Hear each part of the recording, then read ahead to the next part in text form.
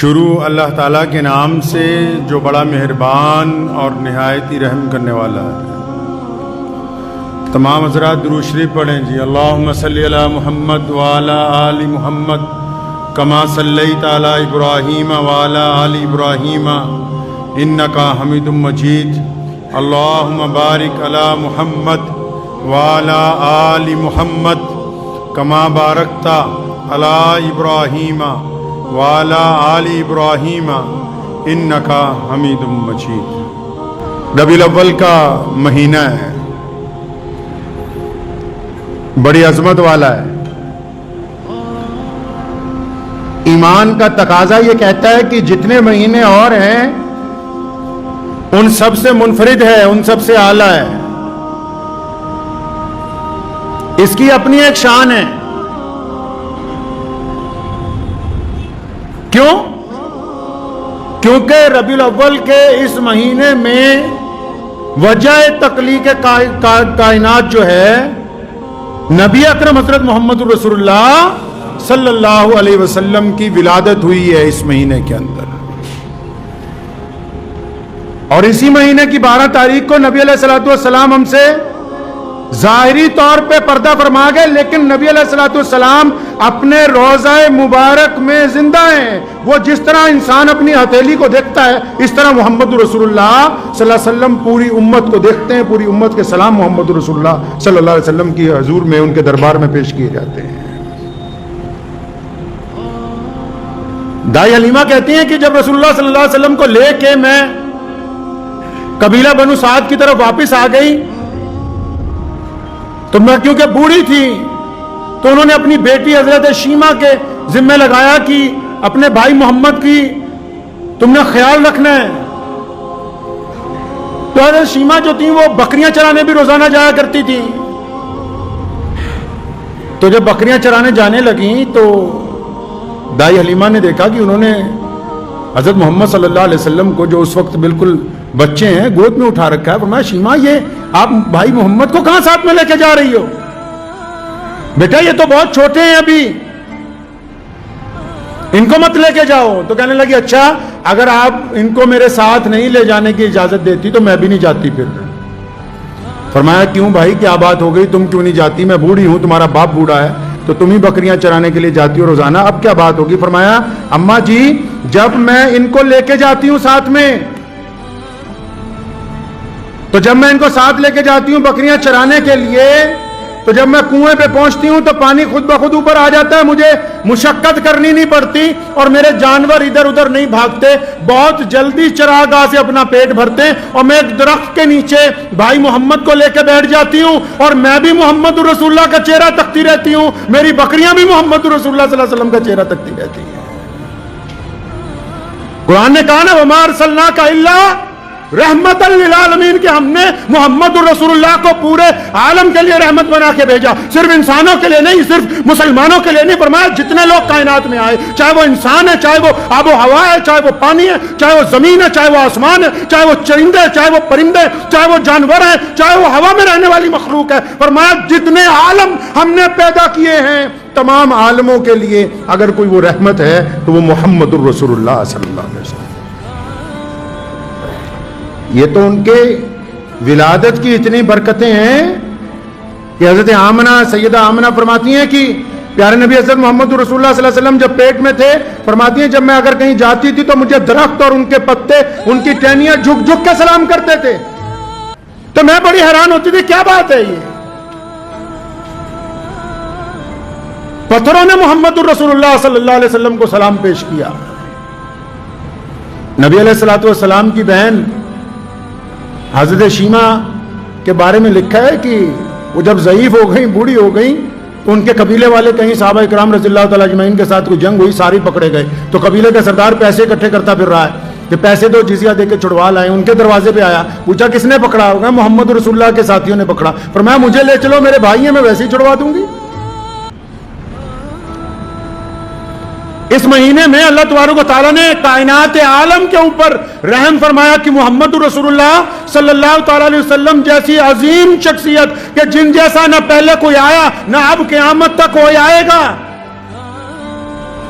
رسول اللہ صلی اللہ علیہ وسلم کی یہ شان سب سے منفرد ہے. مانا کہ 1,24,000 انبیاء اس روئے زمین کے اوپر اترے ہیں، لیکن محمد رسول اللہ کی شان سب سے منفرد ہے، سب سے اعلیٰ ہے، سب سے عرفہ ہے. کیوں؟ کیونکہ محمد جیسا نہ پہلے کوئی آیا، نہ کوئی اب ہے، نہ قیامت تک کوئی آ سکتا ہے. مکہ مکرمہ کی زمین پر نبی علیہ الصلوۃ والسلام کے لیے حالات تنگ کر دیے گئے تو اللہ کے نبی صلی اللہ علیہ وسلم مدینہ منورہ چلے گئے. 10 سال بعد جب واپس آئے مکہ مکرمہ کو فتح کرنے کے لیے، جس دن اللہ تبارک و تعالیٰ نے مکہ کی فتح عطا فرمائی رسول اللہ صلی اللہ علیہ وسلم کو، جب خانہ کعبہ کے صحن میں پہنچے، بیت اللہ کے ویڑے میں آئے، جب محمد رسول اللہ، تو وہاں پر جب اذان کا وقت ہوا صحن بیت اللہ میں، تو نبی علیہ الصلوۃ والسلام کے قریب تمام اولو العزم لوگ، بڑے بڑے صحابہ اکرام رضی اللہ تعالی اجمعین جو عشرہ مبشرہ میں سے ہیں اور جو قبیلے کے اعتبار سے بھی بڑے بڑے سردار ہیں، چودھری ہیں، جب نماز کا وقت ہوا سب لوگ ساتھ میں کھڑے ہیں. تو سب یہ سوچ رہے ہیں کہ آج نبی علیہ الصلوۃ والسلام اذان دینے کے لیے دیکھو کس کو کہتے ہیں. کیونکہ مسلمانوں میں سب سے بڑے مسلمان رسول اللہ صلی اللہ علیہ وسلم کے بعد، انبیاء کے بعد سب سے بڑے مسلمان سیدنا ابو بکر صدیق رضی اللہ تعالیٰ عنہ بھی حضور صلی اللہ علیہ وسلم کے ساتھ موجود ہیں، عمر بن خطاب رضی اللہ تعالیٰ عنہ بھی موجود ہیں، عثمان ذی النورین رضی اللہ تعالیٰ عنہ بھی موجود ہیں، مولا علی کرم اللہ وجہ بھی موجود ہیں، عبداللہ ابن زبیر جیسے مفسر قرآن بھی موجود ہیں، ابو عبیدہ بن جراح جیسے امین الامت بھی موجود ہیں، اور مسلمانوں کے بڑے جرنیل خالد ابن ولید بھی وہاں موجود ہیں.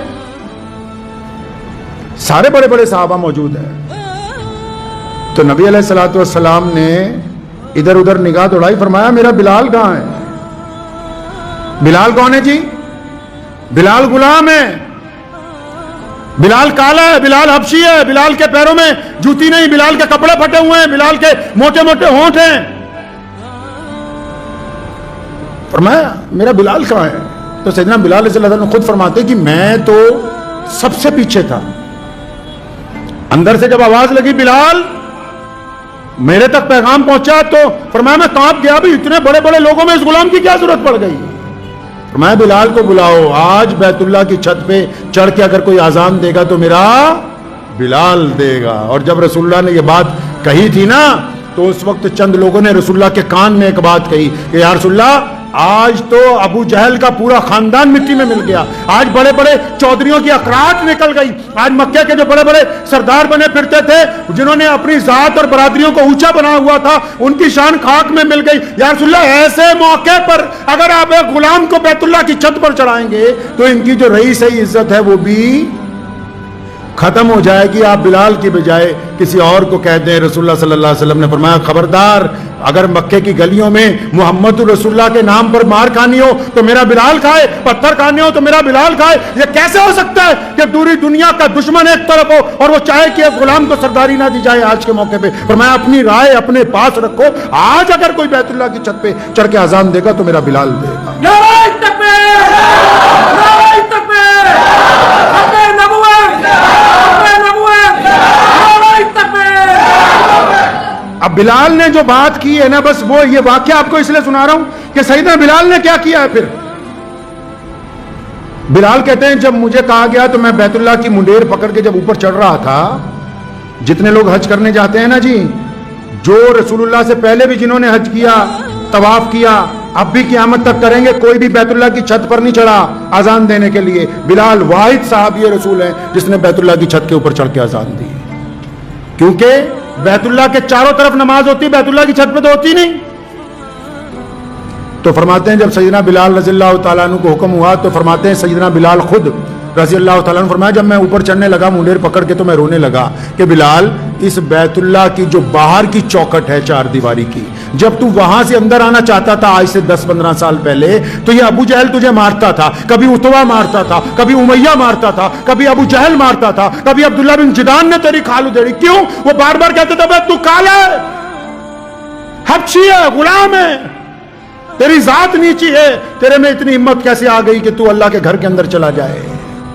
فرمایا میری آنکھوں میں اس لیے آنسو تھے کہ بلال یہ جو مکے کے لوگ تھے یہ تو بیت اللہ کی باہر کی چوکھٹ سے تجھے اندر نہیں آنے دیتے تھے، آج تو خانہ کعبہ کی چھت کے اوپر چڑھ رہا ہے۔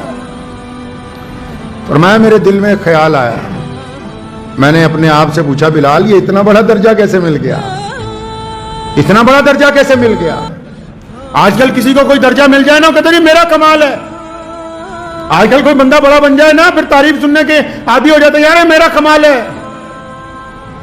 لیکن بلال محمد الرسول اللہ کے تربیت یافتہ ہیں۔ فرمایا جب دل میں خیال آیا کہ بلال یہ اتنا بلند مرتبہ ملا، کیسے ملا؟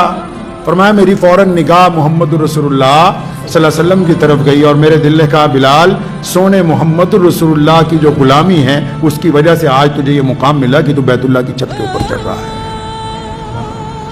محمد الرسول اللہ کی غلامی کی وجہ سے یہ مقام ملا۔ اور پھر فرماتے ہیں میں جب بیت اللہ کی چھت پہ چڑھ گیا،